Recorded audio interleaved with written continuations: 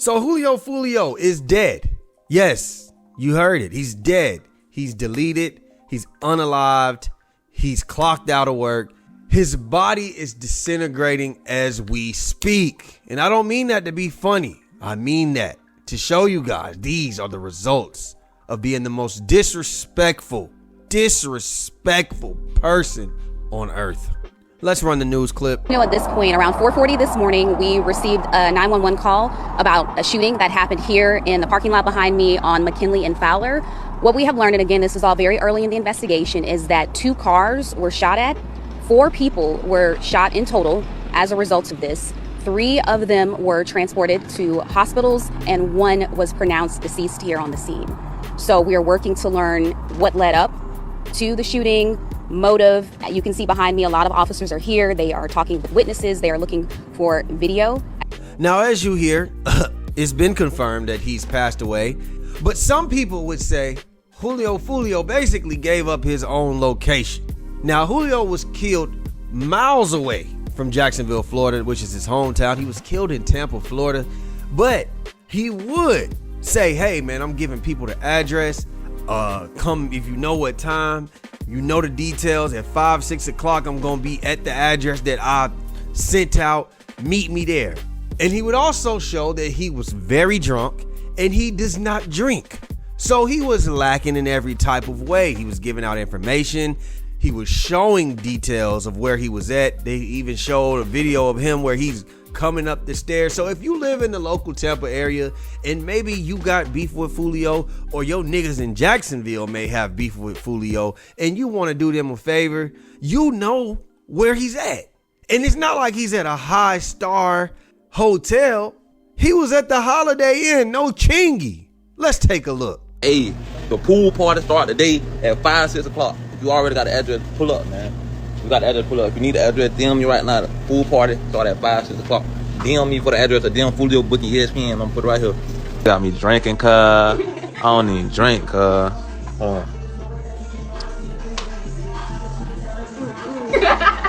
You supposed to have a chaser. We just got here, bruh. You got to add it. You got to add it, man. Push up. We just got to this bit. Tampa, Florida, man. You already got to add it to the pool party. Push up at 5:30, man. Push up at 5:30, man. We finna get everything right. Push up at 5:30, 6 o'clock, man. It's up. We came deep before my birthday, man. Everybody come like a spell. No couch, man. You know what I'm saying? You know what I'm saying? We deep as hell. We deep as hell. 20 deep. Lit everywhere we go. Now, for those who have been under a rock and don't really know the background behind the beef, I'm not going to necessarily fill you in about a lifetime worth of beef that him and the other side have had. But we do know Foolio had a public beef a couple of years ago with rapper Youngin Ace that was from the other side of Jacksonville, right? And this isn't what started it, but this is what made the beef go public on a scale of the United States. Youngin Ace and company made a diss song where they were going at Foolio's Fallen Soldiers called Who I Smoke. And I'm not gonna lie, it was one of those songs that made you feel indifferent because the song was super disrespectful, but it was a hit. Let's take a look. Who I smoke, baby, who I smoke, Tiki, who I smoke, and now I wonder. So Foolio, being the artist that he is, he just couldn't take the fact that these niggas was disrespecting my dead homies, and it's time for me to get active on these YouTube streets and the real streets by making his response, which was actually the Spot on Got 'em track called Beatbox that went viral. And on the song, he's given a list of all the rappers that his homies have killed. But he really saw it. Papa got shot, Tate got shot, Desi got dropped, damn, Nate got popped, damn, Leaky got shot, what the hell, fast face hot, okay. Corbin got kidnapped, they found his bones, he was right. Meet you up the boss, they knocked his ass off. John at the fool till they walked his ass down. Five in the ground, Curtis felt around. Corbin got kidnapped, lost, got his ass found. Now Foolio, being the driven gangster that he was, he said, you know what, man, I could do better. better than that. This didn't get the response that I thought it should have. So what did he do? He remixed Fantasia's When I See You, and he made the most disrespectful video in hip hop history. Why? When I did eat on his birthday, 4 shot, 3 dead in the worst way. Damn. He kept dissing on me. What happened? Now we smoking 23. You always on my mind. Always on my mind. When I ride through the east side, I wanna see you. When I see you. When I. You always on my mind. You always on my mind. Ride down Melvin with that iron. I don't see you. I don't see you. He did like 2, 3, 2. Happy birthday. We made them. Now, as you see, what he did was he shot a video at a cemetery of Young and Ace's brother, fallen soldier, who was shot in the car on his birthday, along with 3 other people, one of them being Young and Ace. Young and Ace would be the only survivor. And Foolio would take that printout to the cemetery and make a mockery of his death. Now, 23, one of the guys who died, who happened to be Young and Ace's brother, was shot and killed on his birthday that night. Y'all see that Foolio is mocking him, saying happy birthday 23, we blew your candles out, just for years later for Foolio to actually die on his 26th birthday. The difference is Young and Ace was in a quadruple shooting where 23 died on his birthday. He was the only one that survived, and now years later Foolio finds himself in that same situation. 4 people shot, 3 survived, but he's the only one that died. Now, there will be a couple of events that foreshadowed this death that happened last night, unfortunately. One of the events would be where Foolio was in Jacksonville at a local studio. Somebody had the drop on him, had his location, and they came through blowing, but he wasn't lacking and he was prepared. 2 guns on him like Max Payne. Matter of fact, I'm gonna let him describe it to you. I walk out the studio. I'm walking down like the carport to my car. Anytime I walk anywhere, I got my gun in my hand, walking well in Jacksonville. Like, that's just how you gotta be. You have it in your hand or you have it on your person? In my hand. Walking out the it's in my hand already. Like I could, you know what I'm saying? Like when I walk, I could just feel it in the air, something finna happen. Like, I swear to God, like, I just felt this shit. I don't know why. Is that paranoia? I don't think, is that how everybody moving Florida? I don't even know if it's paranoia. I don't know what it was. I just felt the hair stand up on the back of my neck, bro. 6 cents. That was exactly what it was, 6 cents. I'm walking I get to the driver's side of the door, I open the door. As soon as I get to sit down a little bit, niggas go, boom. You didn't see nobody before? Hell no. I just see 2 niggas shooting. Choppers now, I see 2 niggas shooting. So they shooting at me. As they shooting, I'm like, boy, I had to locate where the shots coming. I'm like, boy, what the fuck going on? I'm dead. I know I'm dead. These niggas blowing like, so I lean back, up my gun, go shooting back. I shoot my whole clip and shit. Them niggas drop their clip on the scene, all type of shit. Like, I thought I popped on them bitch ass niggas. I saw the car pull off. I look at my gun, I'm like, damn, why? That's the first, I saw the guy, I say, when I hopped out the car, I say, why? I got 1 slide on and all, I'm running back up to the studio. I run up to the studio and I said, boy, you set me up? He like, hell no, he go to show me, it's a little white key. Like, hell no, he showing me his message. He's like, I swear to God on my mom. So boom. You wasn't scared like, I said, fine, you shot back. Imagine you ran out of bullets and they still shoot. I had a Glock, an FN, and a Drake on me. On your person? Yeah, I had a Glock and an FN and the Drake was in the like trunk of the car. So I shot the whole Glock and I had the FN in my hand still. So soon as I got like Max Payne. Bro. I said, that's ridiculous. Hey, that's bring one hand on Drake, other hand on Drake, bro. So boo, I say, but I hit the clip. By the way, for anybody. And then last year, he would be going to get a vape from the gas station in Jacksonville, knowing he shouldn't have been there. He went on a late night where some people had his drop and they blew a hole in his foot the size of a goddamn grapefruit, the size of 2 golf balls. Literally a hole. I can't put it on here, but if you seen the picture, you seen the picture. Google Foolio's foot. I can move my toes now. What the fuck? Damn, God good, boy. And I can feel them bitches now. Fuck. But I guess when the Reaper's coming, it's nothing let's speak about it. What's happening, YouTube? It's your boy Big-JusLaFlare. Welcome to the LaFlare Lounge with it. Big-JusLaFlare. It's him. What up, YouTube? It's the Top G. And if you're not subscribed to the LaFlare Lounge, then you better tap in now. Rest in peace to Foolio, aka Foolio, man. And damn, man, this is just one of those situations where I gotta ask myself, man, am I just this desensitized to death. I think this is where social media and the internet has got us, to the point where we're this desensitized to death. It's taking a toll on me, and I'm a very sensitive person when it comes to death, but I'm a realist. I hate that Foolio died. I hate the fact that his parents have to grieve this situation. His family, I don't know if he has siblings, but possibly his siblings. I don't know if he had kids. It's just a lot of fact. I hate the fact that everybody that loved Foolio has to now grieve him. But who I don't feel sorry for is actually Foolio, the victim of the death, right? Now, what I will say is that Foolio did have a little bit of sense in him.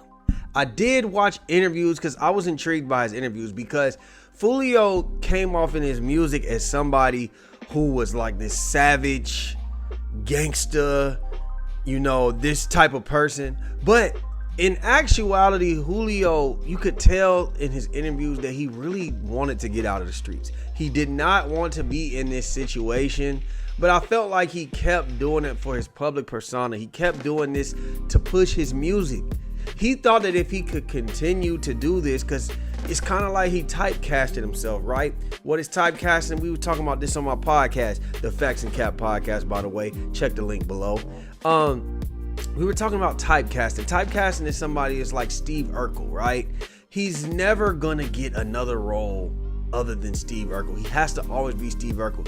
Carlton Banks, right? He's hosting game shows and things of that nature because nobody can ever see him outside of Carlton Banks. So what I'm saying is, Foolio, we cannot see him outside of being a Jacksonville drill artist that beefed with the Young and Ace and crew. And let me make this clear. I don't put this death on Young and Ace. We do not have all of the information to say, hey, Young and Ace did this, Young and Ace did that, these people did it. Foolio made enemies of himself, right? He dissed, we never know what the street niggas really got going on. On top of that, he was beefing with everybody. He was beefing with Kodak Black. He was just beefing with NBA YoungBoy. Like, this is what he did. But his most popular beef to date is the one he had with Young and Ace. Hey man, you live by it, you die by it. By the rules of the street and by the logic that I also saw with Foolio, he knew this was coming. He knew that death was knocking on his door. He knew that people were trying to kill him. He was being shot at 15. He was shot last year. He was attempted to get shot a year before that. So what I will say is, this was a situation that kind of reminded me of like Mozzie, somebody who continuously got shot. They kept mocking people, and they just knew that death was coming. So by the rules of the street, it's like he kind of survived a little longer than he was supposed to. He was on borrowed time. He earned his death. Look at somebody like King Von, 26. Foolio, 26th birthday. Hey man, I don't mean to be disrespectful, but we got to know what comes with our actions. There's consequences to our actions, and the consequences are death. You either gonna die, you gonna go to jail. Usually the ones that survive the longest, that do certain things like Foolio, they die the worst. And this was a situation. He made the power of our words. You dissed 23. You talked about him dying on his birthday. You ended the song saying, happy birthday, 23. Blow your candles out, bitch. And now look at you. You died the same way. But we got to understand, when it comes to hip-hop street beef, like real hip-hop street beef, real shit, and the media is playing a part in this, guess what happens? It comes in twos. So what I will say is, we looked at Biggie and Tupac, right? Tupac died, then Biggie died 6 months later. You look at FBG Duck, he died right after he made that Dead Bitches. Then you got King Von, who died a few months later. What I will say, I'm not wishing this, I'm not speaking this. What I will say is, this is a message. And I do not know if Young and Ace had anything to do with this, right? What I'm saying is, though, if I'm Young and Ace, because what's gonna happen is the ops, the fans that are willing to slide and act crazy for Foolio, the people from Florida, what I will say is that I hope that Young and Ace is somewhere far. And he's just enjoying his time, enjoying his life, because what happens is now you're a bigger target. The hood needs a bigger trophy, right? They took ours away, so now we need to go find this nigga, right? You see King Von, he said my niggas gonna slide every day. You saw what they did for the niggas like T-Roy and all that shit. They said niggas is gonna slide every day. So what I will say is everybody that's been surrounding this beef needs to be careful. What I will say is at the end of the day gotta end. At the end of the day, if you talk that shit, you gotta stand on it and you gonna die about it. So I don't feel sorry for Foolio, but I do feel sorry for the situation, right? Actually, I do kind of feel sorry for Foolio because there's people who are born in a situation they didn't ask to be born in. And he fell victim. He fell victim to the streets. He fell victim because of the environment that he was put in. I was very fortunate not to be born into that type of situation. I understand these situations. So I can't just sit out here and just say, hey, nigga, fuck it. You deserve to die. It is what it is. He did deserve to die, but there's more. When you peel back the layers, it's a little bit more complicated than that, man. These people were born in impoverished communities, and this is all that they were surrounded by. At the end of the day, I will say he knew as an adult between right and wrong. He knew what he was doing was wrong, but kind of like Menace to Society, it was like, it's too late. I know already. That's how he felt. It's too late. But what I will say is, man, it's never too late. This to you. It's never too late to change your life, man. I don't care if you got to catch you a Greyhound bus and be homeless on the other side of the country and figure it out. That may be what you have to do.